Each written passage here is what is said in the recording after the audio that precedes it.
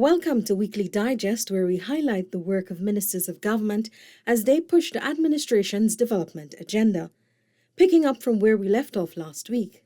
A sports coach will be deployed in Region 3 to hone the skills of athletes there.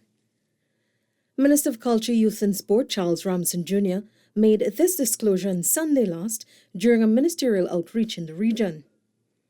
The minister said the initiative fulfills the government's manifesto promise to develop and showcase the athletes' potential, both locally and internationally. We're doing a consultation with all of the sports associations that will be sometime around October. So we've divided sports into core and non-core sports. All of the core sports will be part of that consultation, so it'll be like an actual conference. So it's not only a talk shop, they actually come there and they participate in finalizing the details of it. So by October, we're ready to launch our academy. For the core sport aspect, Minister Ramson said the academy will offer sport coaches and organizers. It will feature 3 components: nursery, tournaments, and elite. The Ministry of Health, in collaboration with the Ministry of Education on Sunday last, rolled out its COVID-19 vaccination campaign for children 12 to 17 years old at Movietown, Georgetown. The vaccination drive saw hundreds of children being inoculated with the Pfizer vaccine. Both Minister of Health, Dr. Frank Anthony, and Minister of Education, PRIYA NANICKCHAND, were satisfied with the turnout. Minister Anthony said the vaccine will prepare students for face-to-face learning when school reopens on September 6. Which we want to happen because we want schools to reopen safely. So I'm extremely pleased with the response, and the staff here, we're going to try to do as much as we can to expedite so that we can see a lot more people today. If we are to deliver to our children education that would make it effective in making them employable, marketable, knowledgeable, productive Guyanese citizens, then normalcy is what has to happen in that sector. So we're very glad about that.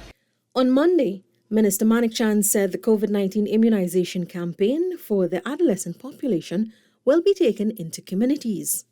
We want to make sure we can go to the communities of children. So I see other Caribbean countries saying we have 7 locations or 9 stations. We're not saying that. In Guyana, we're saying that we're coming to your village school, we're coming to your community school, we're coming to a place close to you to make it easy for people to access this vaccine, as well as to make sure children don't have to travel long distances to get it. On Tuesday, Dr. Anthony said he was pleased with the response of parents thus far. So far, the exercise has been quite good. We've had a number of parents bringing their children to get their vaccination. As of yesterday, those numbers are 2,176 children who would have received at least their first dose of the Pfizer vaccine. We also note that sometimes parents, when they bring their children, they themselves are asking for the vaccine, so I think that's a good thing as well. But so far, I think the rollout has been good. Scores of farmers up the Berbice River, Region 10, are now in a better position to rebuild their farms, which were destroyed by the flood. This follows the distribution of the government's flood relief grants. On Tuesday, Minister of Natural Resources VICKRAM spearheaded the disbursement of the grants, along with a team from the Ministry of Agriculture at Tacoma. We know that the grant that will be given to you or has been given to you previously through the COVID cash grant and other ways of creating incentives or giving out incentives is not to put you back to 100% where you were before, but it is to assist you to get there. Use the cash grant that you'll be given today, please, to go back or to restore your farms or your livestock or your cattle, or whichever the case is, that you go back to some kind of normalcy so that once again you can start providing for yourself and your family again. Tourism in Maracaibo, the only indigenous community in Region 5, was given a boost with the commissioning of a new eco-lodge that will cater for tourists who wish to make overnight trips to the community. The newly constructed Eco Lodge was officially commissioned on Monday by Minister of Tourism, Industry and Commerce, ONEIDGE WALROND, who visited the community in the company of the British High Commissioner Jane Miller. This is a strategy, a developmental strategy that government has engaged on, that we have decided that our economy should not be an oil and gas economy alone, but it should be a diversified economy, where tourism is going to be a way for you to feed your families for generations to come. People are going to be coming to these lodges many, many decades from now. Coming to your lodges, coming to experience this beautiful Maracaibo, and we continue to do it in a sustainable fashion, continue to understand that what you are selling here is the nature, the pristineness. The adolescents' COVID-19 vaccination program continued on Wednesday at Queen's College. The event saw a large turnout and catered for a number of schools in Georgetown. However, it was not limited to just adolescents, as vaccines were also available for adults at the site. Minister Anthony, accompanied by U.S. Ambassador to Guyana, Her Excellency Sarah Ann Lynch, overlooked the process. We have had a good turnout here at QC. A lot of students came out, a lot of parents, and of course there are also lots of teachers. And we are very happy because with the teachers, they are getting the one of the adult vaccines, which can either be, depending on their choice. 23 Community Support Officers, CSOs, completed a 3-week Information and Communications Technology ICT course at Global Technology in Georgetown under the Ministry of Amerindian Affairs Youth Entrepreneurship and Apprenticeship Program. Minister Pauline SUKHAL, who attended the event, said the advancement of hinterland students remains a priority of the government. This investment, as I started out, is an investment in our young people. And therefore, I also want to draw to your attention that our government has put out or rolled out a number of initiatives that are making positive waves and impact on young people's life of our country. And this is a demonstration that the PPP civic government does not only support the training for coastal students, but equally so, the hinterland students are all part and parcel of the agenda. Minister of Public Service Sonia Parag and Minister of Local Government and Regional Development Nigel Darmlal were also at the event. Minister of Foreign Affairs and International Cooperation TODD says government plans on transforming the town of New Amsterdam into a city.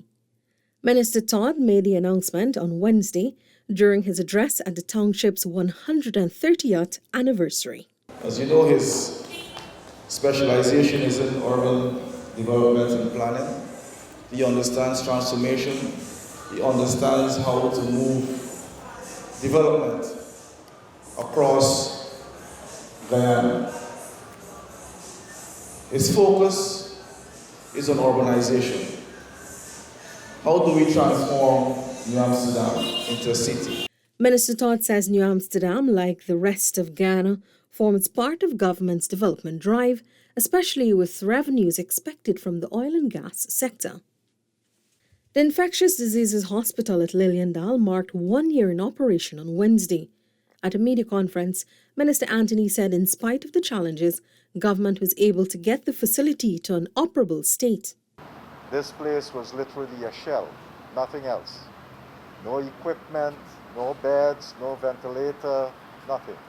And it really took an effort. So you can understand that on the 5th of August, the 7th of August, this place was not ready. No electricity, no water, no plumbing, no nothing, right? And from the 5th to the 1st of September, that we were able to put the first patient in this facility speak volumes of the hard work, the tireless work of the staff of the GPHC, the nursing staff, Dr. Bovell and her team.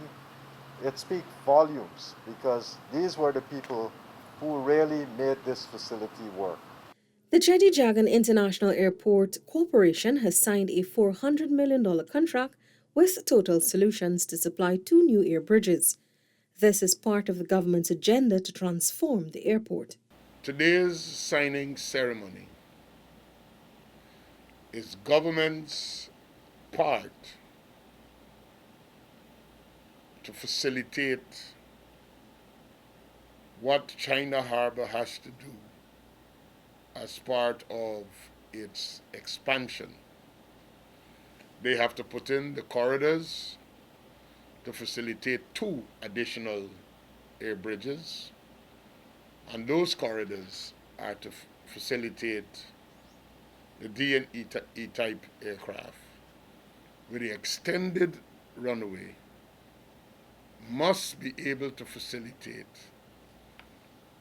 D and E type aircraft. The D and E type aircraft are essentially the wide-body aircraft that will do the transatlantic flights, long hauls, they call them.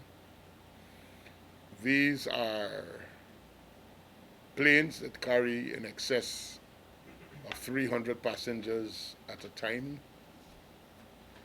Its cargo capacity is enormous. 3 excavators have been donated by the Ministry of Agriculture to GUYANA to further aid in the rehabilitation of the Albion Port Morant estate.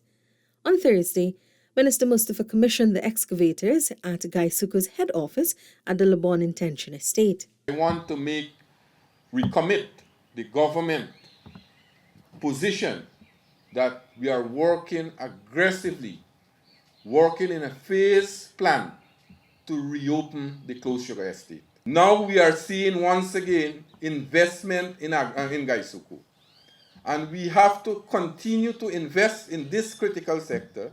We have to ensure, as I said, improve production, but at the same time look at the social benefit that GUYANA brings to these communities.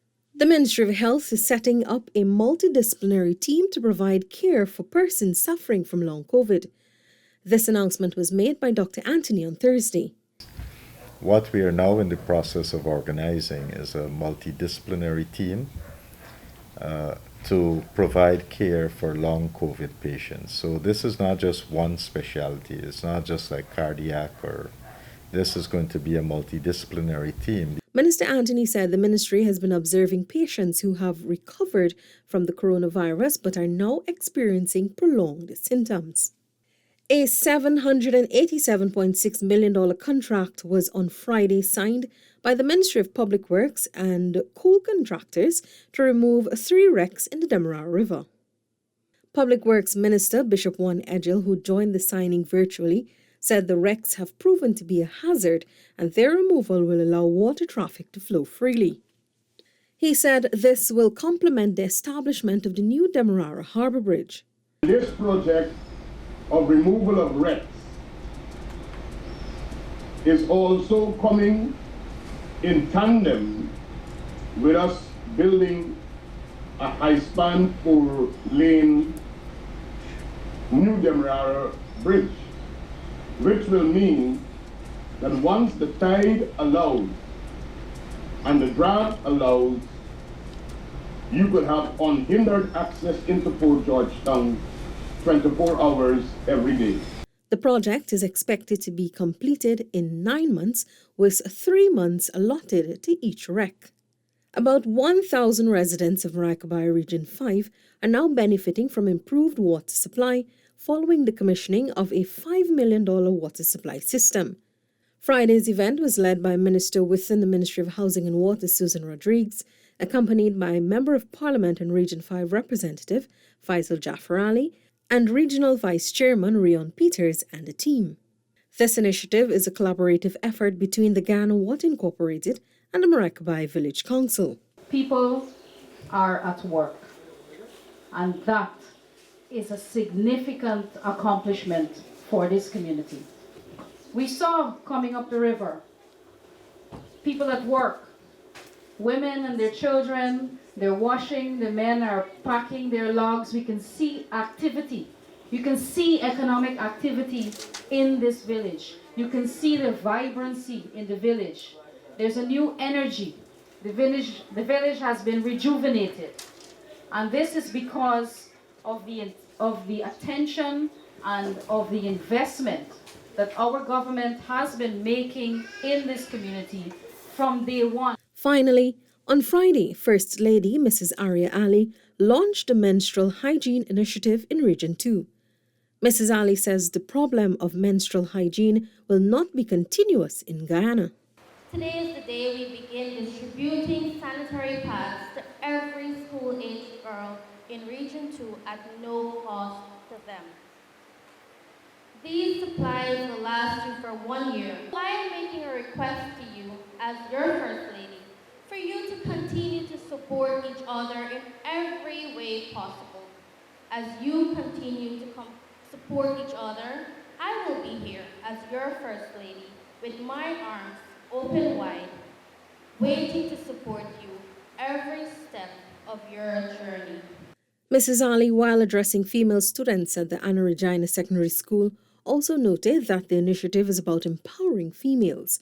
Meanwhile, Education Minister PRIYA NANICKCHAND said menstrual hygiene is an issue girls should not be facing alone. It's not a girl issue. It's a people issue. It's a human issue. But it's an issue we're forced to face alone most of the times. And that has to change. That's it for this edition of Weekly Digest. For these and other government-related information, do log on to our website, dpi.gov.gy, and our social media platforms as well. Goodbye.